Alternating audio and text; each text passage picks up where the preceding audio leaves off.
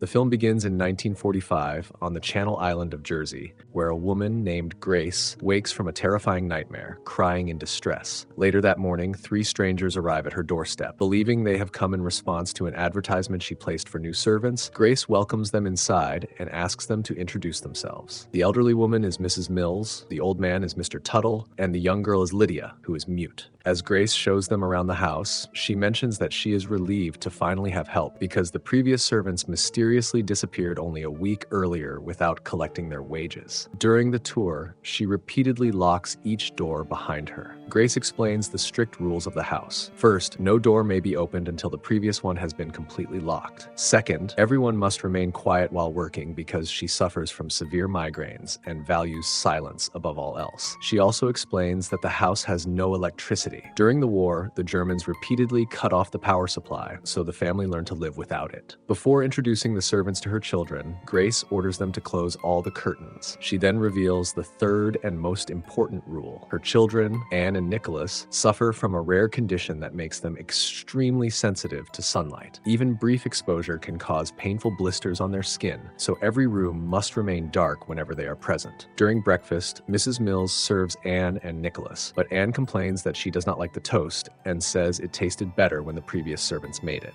The conversation soon turns to their father, Charles, who left to fight in World War II and never returned. Anne casually tells Mrs. Mills that their mother has gone mad since his disappearance, while Nicholas desperately tries to silence her. Their argument is quickly interrupted when Grace enters and scolds the children for talking instead of eating. She then takes Mrs. Mills aside for a private conversation. She reveals that the letter she wrote to the newspaper requesting new servants was never collected by the postman, meaning the advertisement was never published. This makes her suspicious, so she asks how Mrs. Mills learned about the vacancy in the first place. Mrs. Mills calmly explains that she and the others simply stopped by hoping to find work. She then reveals that they had actually worked in this same house for its previous owners. According to Mrs. Mills, those were some of the happiest years of her life, which is why they decided to return. Although Grace finds the explanation unusual, Grace allows them to stay. Grace warns Mrs. Mills not to pay attention to the strange stories her children sometimes tell. She insists that Anne have vivid imaginations and says she prefers to focus on reality rather than their fantastical ideas. Later that day, Grace gathers her children for a Bible lesson, teaching them that people must live good and righteous lives or risk going to hell in the afterlife. Afterwards, she separates Anne and Nicholas into different rooms so they can study without distractions. While waiting in the living room, Grace suddenly hears the sound of a child crying. Alarmed, she rushes to check on Nicholas, only to find him quietly studying. The crying continues, so she hurries to Anne's room. Anne insists that she wasn't crying either and claims the sound came from a boy named Victor. According to Anne, Victor had been in the room earlier and was upset because he hated the house. She says he told her that they needed to leave because he and his family now lived there. Anne goes on to describe Victor's father, a pianist, and mentions that several other people were also in the house looking around. Grace dismisses the story as another one of Anne's fantasies. She points out that no one could possibly have entered the room because the doors were locked. However, when Anne says Victor left through the door, Grace turns around and is stunned to discover that the door right across from her is open. Immediately, Grace summons the servants and furiously scolds them for leaving the door open. She reminds them that her children's lives depend on the house's strict rules and demands to know who was responsible. However, Mrs. Mills calmly insists they had nothing to do with it, explaining that they were not inside the house at the time and swear they never entered that room. This leaves Grace increasingly frustrated as she questions whether they are now trying to blame her for what happened. At night, while the children are asleep, Anne wakes Nicholas, who panics when he notices that the curtain has been opened. Anne insists that she did not open it and says that Victor did it instead. This scares Nicholas, and he quickly curls up in fear while Anne closes the curtain again.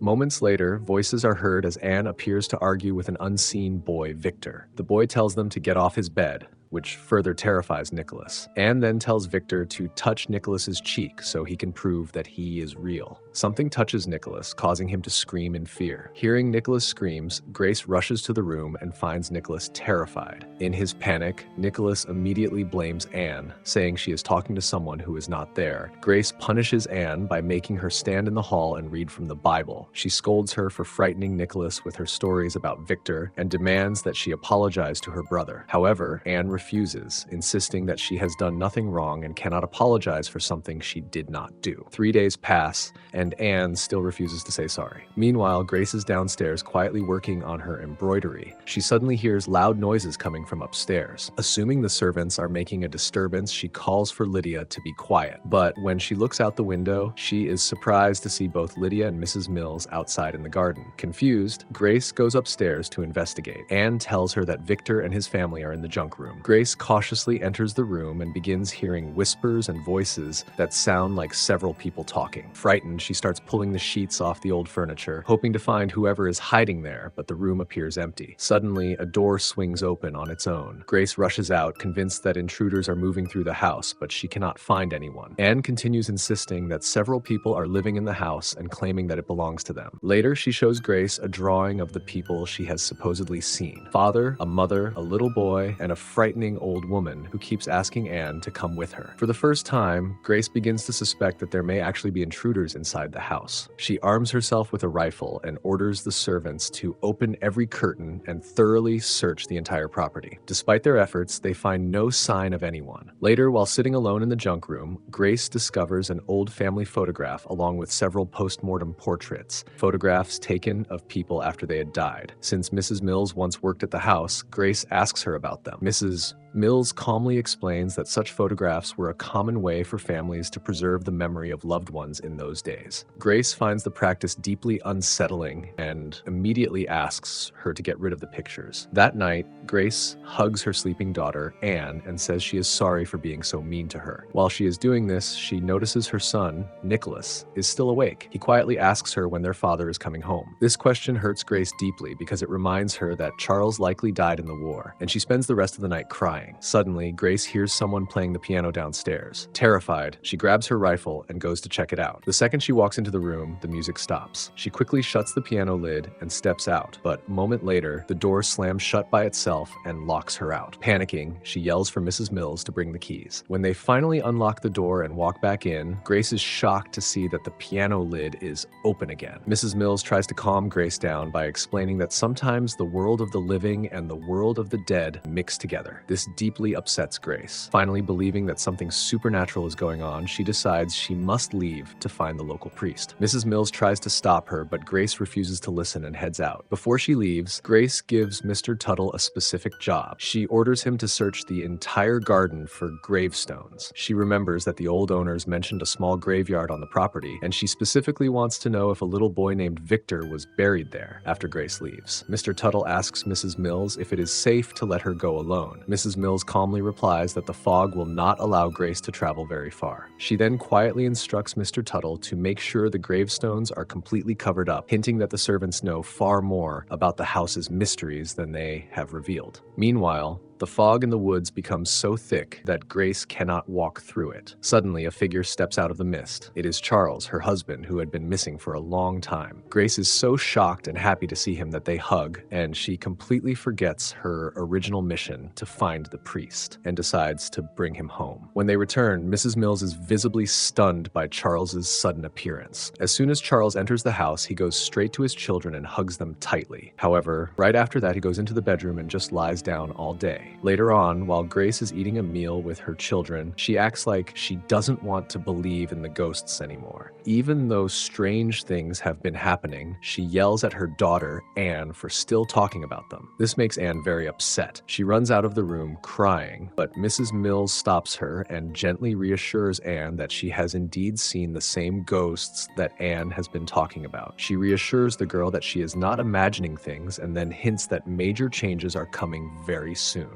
The next day, Grace makes Anne wear a white veil she has been sewing. Grace leaves Anne alone in the room to check on Charles, who is still lying in bed looking lifeless. When Grace comes back to check on Anne, she sees Anne playing on the floor. But when she looks closely, the Anne's hands and face look like a creepy old woman. Terrified and angry, Grace becomes violent and starts attacking the old woman. However, when she rips the veil off, she is shocked to see that it was actually her own daughter, Anne, the entire time. Mrs. Mills rushes into the room and immediately takes the crying Anne away. Later, Grace asks Mrs. Mills how Anne is doing. Mrs. Mills says she couldn't calm the girl down, so she left her with her father because Anne insisted on talking to him. When Mrs. Mills asks why they fought, Grace explains that she wasn't actually attacking her daughter. Instead, she claims an old woman with strange eyes was sitting there, pretending to have Anne's voice to trick her. Mrs. Mills tells Grace she needs to rest and hands her the usual migraine pills, telling Grace to leave all the responsibilities to her. However, Grace starts to deeply doubt Mrs. Mills.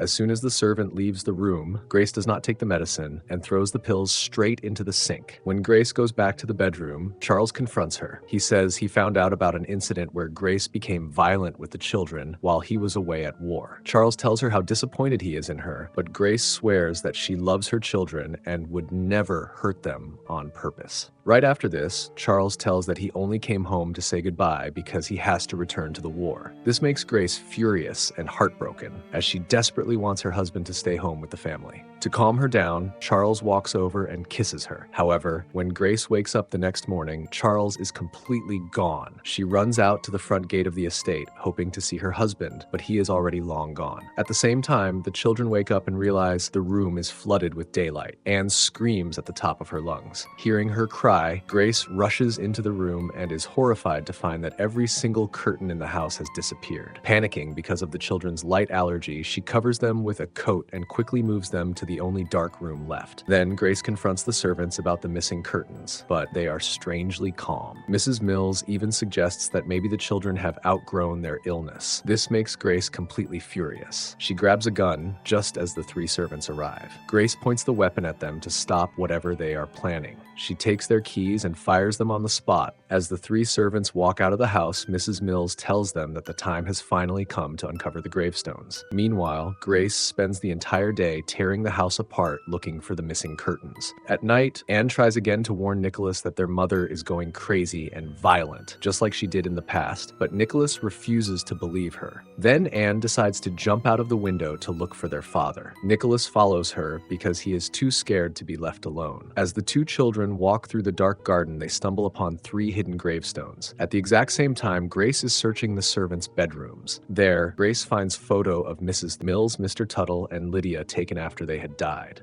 Simultaneously, out in the garden, Anne reads the gravestones and realizes they belong to the three servants. They have been ghosts the entire time. Suddenly, the three ghost servants appear and start walking toward Anne and Nicholas. Terrified, the siblings run for their lives and bump into Grace. Grace tells the kids to rush inside the house while she stays back and shoots at the servants, but the bullets do nothing to them. Mrs. Mills then reveals a dark secret. She explains that all three of them died from a disease called tuberculosis more than 50 years ago. Horrified, Grace retreats inside and locks the door. As the ghost servants approach the house, Grace screams at them to go away and orders her children to run upstairs and hide. From outside, Mrs. Mills explains the new reality of the house, saying that the living and the dead must simply learn to live together. Grace refuses to listen, shouting that if the servants are dead, they should leave her family to live in peace. To this, the servants tell her even if they leave, there are still other intruders living in the house. Mr. Tuttle adds that it was actually those other intruders who took all the curtains down. The children hide inside a wardrobe upstairs, but an old woman suddenly opens it, making them scream. Mrs. Mills tells Grace that the intruders have found her kids. Terrified, Grace runs upstairs and finds her children surrounded by a group of living people. A blind old woman writing on paper, two men analyzing the situation, and a husband and wife watching. The old woman asks Anne what their mother did to them. Anne reveals a dark memory about a pillow. Suddenly, the old woman asks why they are still staying in the house if they are dead. Shocked and angry, Grace and the children insist they are alive. Grace loses her temper and starts ripping up papers and shaking the table to prove she is real. Suddenly, it is revealed that the people at the table are actually a group of living humans holding a séance to speak with spirits. Grace, Anne, and Nicholas are the real ghosts. The wife expresses that she has had enough of the haunting and insists they must leave the house immediately. She brings up the tragic history of the house. The previous mother went mad, suffocated her own children with a pillow, shot herself. She also mentions that their young son, Victor, has been having nightmares and seeing a ghost girl. Terrified, the husband agrees to leave the next morning. Hearing this triggers Grace's memory. She finally remembers the horrifying truth. She killed Anne and Nicholas and then killed herself out of grief. Grace and the children finally accept that they are ghosts. Mrs. Mills walks in and tells them that while this specific family is leaving, new living people will move in eventually, and they must all learn to live together. Now that they know they are dead, the children step out into the bright sunlight for the first time and realize it no longer burns their skin. And Grace and her children standing by the window, watching the Victor's family pack their bags and put a for sale sign on the front gate. And the movie ends. And that wraps up The Others. If you enjoyed this recap, don't forget to like, share, and subscribe, and hit the bell for more chilling movie stories. Until next time, stay curious and stay safe.